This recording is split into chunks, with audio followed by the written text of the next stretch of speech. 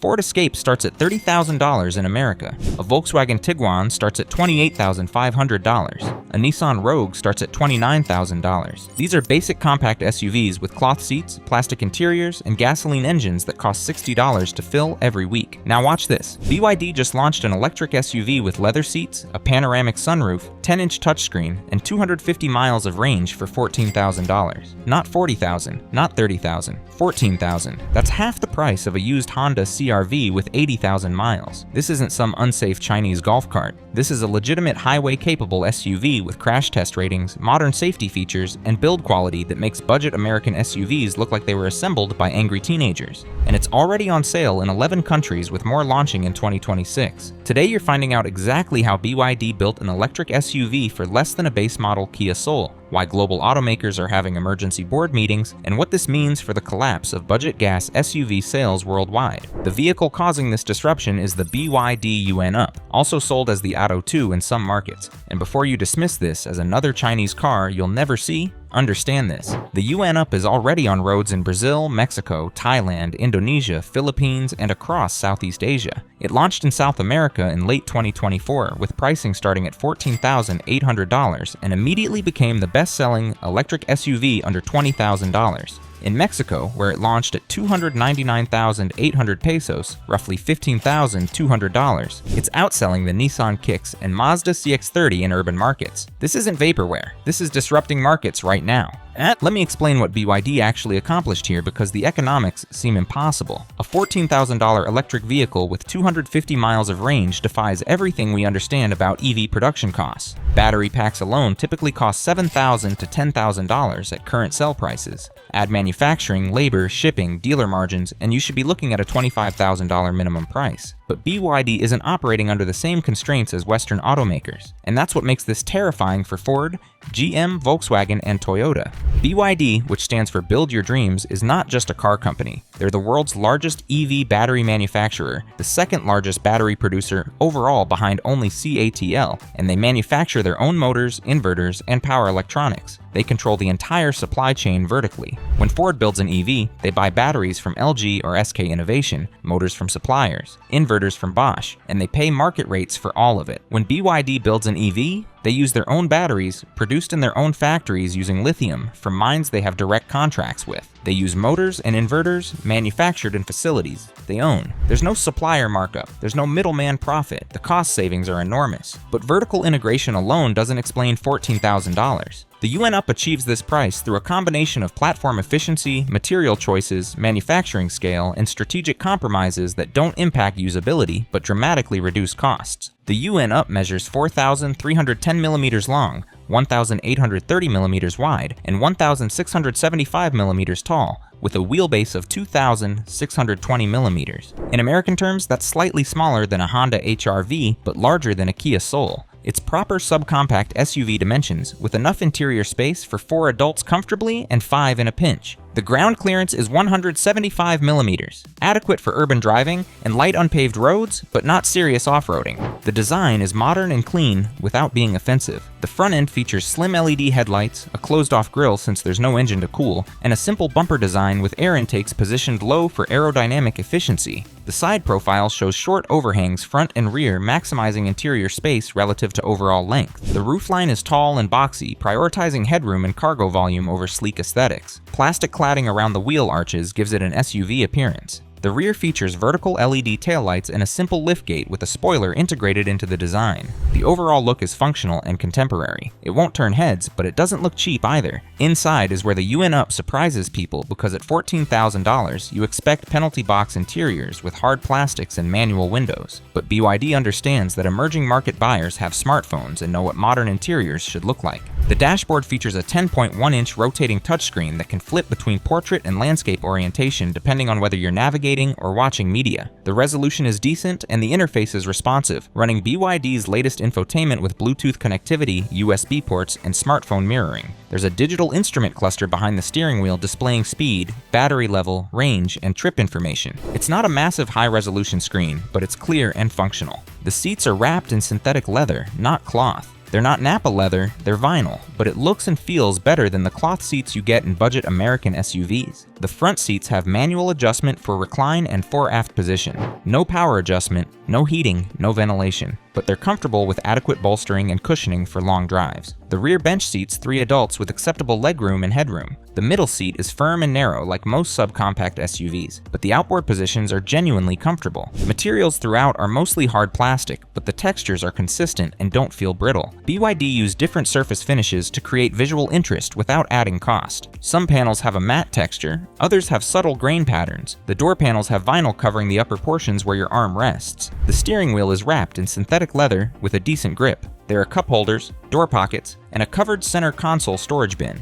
It's not luxurious, but it's thoughtfully designed and feels more expensive than the price suggests. The panoramic sunroof is standard on most configurations. It's a fixed glass panel, not retractable, but it floods the cabin with natural light and makes the interior feel more spacious. Climate control is manual, not automatic, with physical dials for temperature and fan speed. There's a single zone system that works adequately. The audio system has 4 speakers, which sounds basic but delivers acceptable sound quality for most listeners. Now let's talk about what actually matters for an EV, the powertrain and battery. The UN-UP uses a single front-mounted electric motor, producing 70 kilowatts or 95 horsepower. That sounds anemic compared to American SUVs, but torque tells the real story. The motor delivers 180 newton meters from 0 RPM. That's instant torque with no lag, and it makes the UN-UP feel quicker around town than the horsepower number suggests. 0 to 50 kilometers per hour takes about 3.5 seconds, which is brisk for urban acceleration. Top speed is electronically limited to 130 kilometers per hour, which is 81 miles per hour. That's adequate for highways in most countries.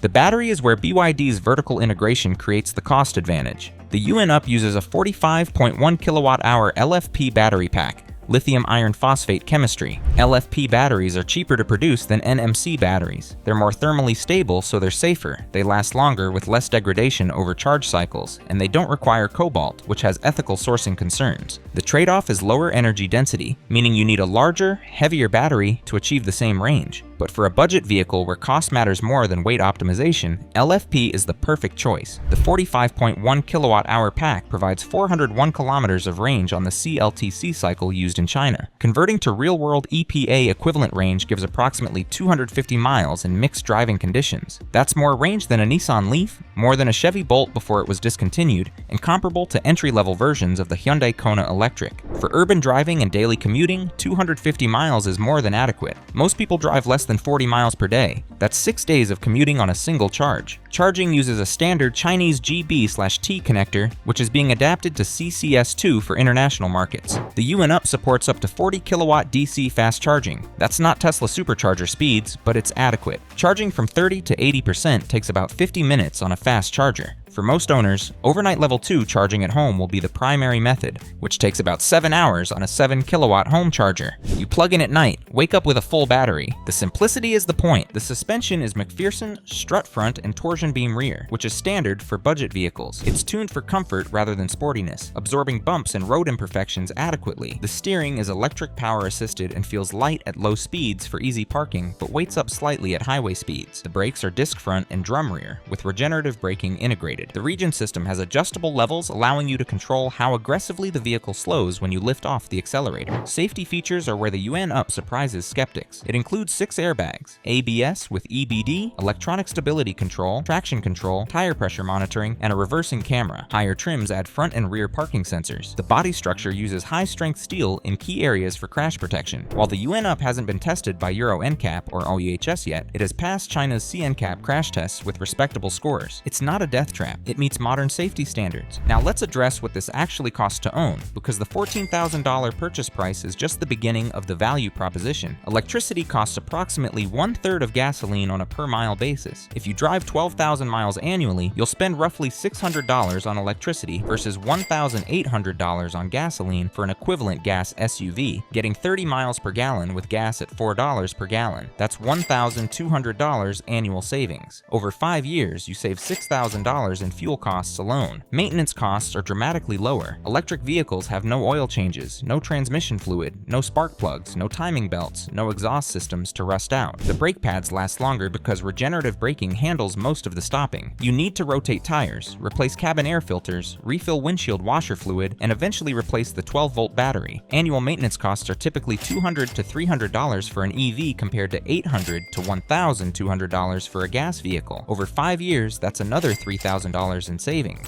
Insurance costs depend on the market, but EVs are often cheaper to insure because they have fewer mechanical failures. Registration fees in some regions offer EV discounts. Some cities provide free parking or toll exemptions for EVs. The total cost of ownership over 5 years for the Yuan Up can be $10,000 to $15,000 less than an equivalent gas SUV, even though the purchase price is already half. Now let me show you what $14,000 buys you in Western markets, so you understand how disruptive this is. In America, $14,000 gets you a used 2018 Nissan Rogue with 70,000 miles, unknown maintenance history, and maybe 3 years of life left before major repairs. Or a new Mitsubishi Mirage, which is a penalty box subcompact with a 3-cylinder engine, manual windows, and cloth seats that feel like cardboard. In Europe, 14,000 euros gets you a used Dacia Sandero or a Fiat Panda. These are not aspirational vehicles. The Yuan Up offers a new vehicle with warranty, zero emissions, modern technology, and operating costs 1/3 of a gas car. For buyers in emerging markets where income levels make $30,000 SUVs unaffordable, this is transformational. For the first time, electric vehicle ownership is accessible to middle-class families in Brazil, Mexico, Thailand, Indonesia, and dozens of other countries. And that's what terrifies global automakers. Because once consumers in these markets experience EV ownership, they don't want to go back to gas. The convenience of home charging, the instant torque, the silence, the low operating costs, it's genuinely better for daily driving. BYD isn't just selling a cheap car, they're converting entire markets to electric vehicles ahead of schedule. Let's talk about scale, because that's the other factor enabling this price. BYD produced 3.02 million vehicles in 2024. They're not a boutique manufacturer, they're building cars at Toyota and Volkswagen volumes. The Yuan Up shares its platform with several other BYD models, including the Dolphin hatchback and the Seagull City car. By spreading development costs across multiple models using the same battery pack, motor, and electrical architecture, BYD amortizes engineering expenses over hundreds of thousands of units. They're manufacturing batteries at scale that would make Tesla jealous. They're producing electric motors in facilities that run 24/7. The economies of scale are massive. BYD also benefits from Chinese government support. Subsidies for EV production, cheap land for factories, low-interest loans, and favorable regulations all contribute to lower costs. Western automakers operate in markets with higher labor costs, stricter environmental regulations, and less government support for domestic manufacturing. They simply cannot compete on price at this level without losing money on every vehicle. The global impact is already visible. In Thailand, BYD's market share in the EV segment jumped from 8% in 2022 to 42% in 2024. The Yuan Up is a major contributor. In Brazil, where it launched in late 2024, BYD sold 6,800 units in the first 2 months. That's more than Nissan sold of the Kicks in the same period. In Mexico, dealers report waiting list for the Yuan Up extending 3 months. The demand is real and it's growing. Traditional automakers are responding, but they're years behind. Volkswagen announced plans for a 25,000 euro electric SUV in 2027. That's 3 years away, and it'll still cost twice as much as the Yuan Up. Ford canceled plans for a budget EV, citing inability to achieve competitive pricing. GM's Equinox EV starts at $35,000, more than double the Yuan Up. Nissan and Toyota have nothing competitive in development. They're watching market share disappear in real time. The only viable response is tariffs, which is exactly what's happening. The United States maintains a 25% tariff on Chinese vehicles. The European Union is implementing tariffs ranging from 17 to 38% on Chinese EVs. But tariffs don't work in markets where Western automakers aren't competitive anyway. Brazil, Mexico, Thailand, Indonesia, these markets are price sensitive and Western brands have limited presence. BYD can dominate these regions without ever entering protected markets like the US and EU. And once BYD establishes dominance in 50 countries representing 2 billion people, they'll have the scale and cash flow to eventually overcome tariff barriers through local manufacturing. BYD is already building a factory in Brazil, another in Thailand, and evaluating sites in Mexico and Indonesia. Local production avoids tariffs while creating jobs and political goodwill. Before you decide whether this matters to you, consider subscribing, because the automotive industry is transforming faster than anyone predicted, and most media coverage completely misses what's actually happening in the 80% of the world that isn't America or Europe. So here's what the $14,000 BYD Yuan Up actually represents. It's not just a cheap electric SUV, it's proof that the cost curve for EVs has dropped below the cost curve for gas vehicles in many markets. It's evidence that Chinese manufacturers now control the technology and scale necessary to build vehicles Western brands cannot compete with on price. And it's a warning that the next decade of automotive industry winners and losers will be determined by who can profitably build and sell EABS under $20,000. Western automakers spent the last decade building $50,000 to $100,000 electric SUVs for wealthy buyers in rich countries. They assumed budget EVs were impossible. They were wrong. BYD and other Chinese manufacturers focused on the mass market, developed the technology, achieved the scale, and built the supply chains to make budget EVs profitable. Now they're flooding global markets with vehicles that are good enough, cheap enough, and practical enough to replace gas cars for hundreds of millions of buyers. The UN up won't come to America or Europe anytime soon because tariffs make it uneconomical, but it doesn't need to. There are 6 billion people living outside the US and EU, and most of them can't afford $40,000 vehicles. The UN up is built for them, and every UN up sold is one less Toyota, Ford, Nissan, or Volkswagen sold. Market share is shifting, revenue is shifting, profits are shifting, and Western automakers are slowly realizing they missed the most important market segment while chasing luxury margins. The global auto world is shocked because the UN up proves that cheap electric vehicles are not only possible, they're here now. They're competitive and they're better than the gas vehicles they're replacing. And there's no credible response from traditional automakers because they can't match this price without destroying their business models. What do you think? If you lived in a market where the UN up was available, would you buy a $14,000 electric SUV or a $28,000 gas SUV? Let me know in the comments. And if this changed how you understand the global EV transition, hit that subscribe button because this is just the beginning of the disruption.